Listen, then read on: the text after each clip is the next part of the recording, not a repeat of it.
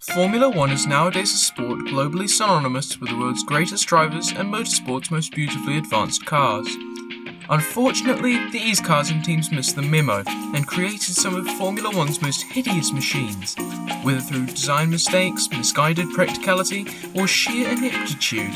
Here are some of Formula One's most hideous cars.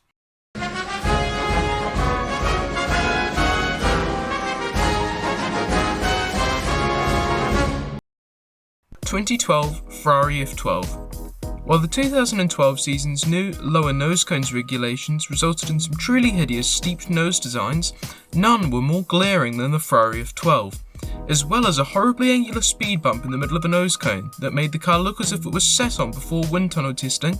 The colossal vertical gap between the nose tip and the front wing compares favourably to other great arches in modern architecture, bigger than the Arc de Triomphe in Paris and almost the size of the Bugatti grille. This gaping maw, which could probably eat your firstborn child, was one of the downsides of the FIA's new aerodynamic regulations, which fortunately blinded all spectators to another Sebastian Vettel World Drivers' Championship. 1971 March 7/11. British constructor March clearly missed a few core instructions when it came to the Build Your Formula One car manual, as it showed up to the season opener in South Africa with the front wing on upside down. After getting the stewards and fellow competitors to stop laughing long enough for them to explain that it was an aerodynamic decision, March set to business. While the 711 failed to win a race, the car was remarkably consistent, with Ronnie Peterson taking 4 second-place finishes to place runner-up in the 1971 World Drivers' Championship. For many years afterwards, the strange upside-down front wing was reportedly taken off the car and used as the March brake room's tea-tray. 1976 Ligier JS5 for the first 5 races of the 1976 season.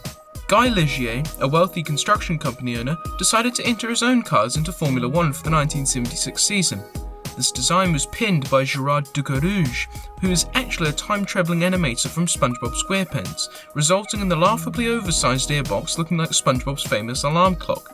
After the top of the airbox nearly hit several low-flying airplanes during the 1976 Spanish Grand Prix, Ligier changed the airbox design to be smaller, more aerodynamic, and less likely to be used as a makeshift cave following another pesky FIA rule change. 2014 Caterham CT05. At the 2014 FIA Get Smashed Drunk Before Regulation Changes party, 2 hammered FIA regulators were chatting animatedly, fueled by cheap booze.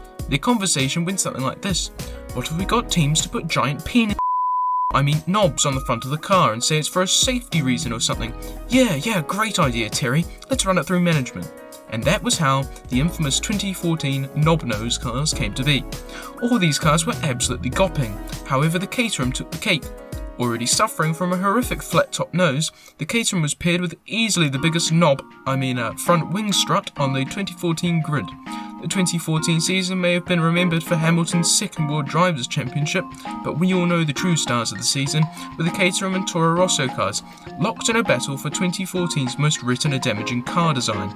At least Toro Rosso had a somewhat decent livery. 1975 March 751. Another lovely experiment for the legally blind designers over at March, the 751 was accidentally left alone for too long in a dark room with a forklift truck. The resulting design had a reasonably normal-looking front and middle, joined by a rear end so horrific, eye-bleaching and tragic-looking, all drivers who drove behind the 751 that season had to keep their eyes on the steering wheel to avoid turning to stone upon looking at it. Seriously, what plausible excuse could there be for this even existing? 1972 Eifeland Type 21. Oh, that's a shame. I had a whole paragraph written on this one, but unfortunately, it's so ugly I seem to have gone blind and can't read it. 1979 Ensign N179. The answer to all your aerodynamic and heating problems. Who needs an Adrian Newey or an Aldo Costa when you can just slap a cheese grater on the front of your car?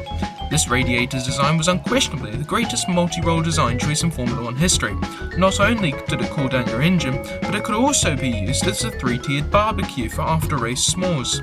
Now, on the other hand, maybe that's why the car overheated constantly and failed to qualify 7 times. And that was my list of the ugliest cars in Formula One history. It was a pain to finish this video, kinda like passing a kidney stone, partly due to the fact that I need major corrective eye surgery now, and the fact that my mic cable broke a few weeks back, and my PC needed a Windows reinstall. Terribly sorry about the poor mic quality, but hopefully it'll be fixed and I'll try to get at least one video out a week. Thank you so much for watching this video. If you'd like to samurai kick that bell and smash the subscribe button, please don't, you'll hurt them. A simple click will do. Cheers, and I'll see you in the next video.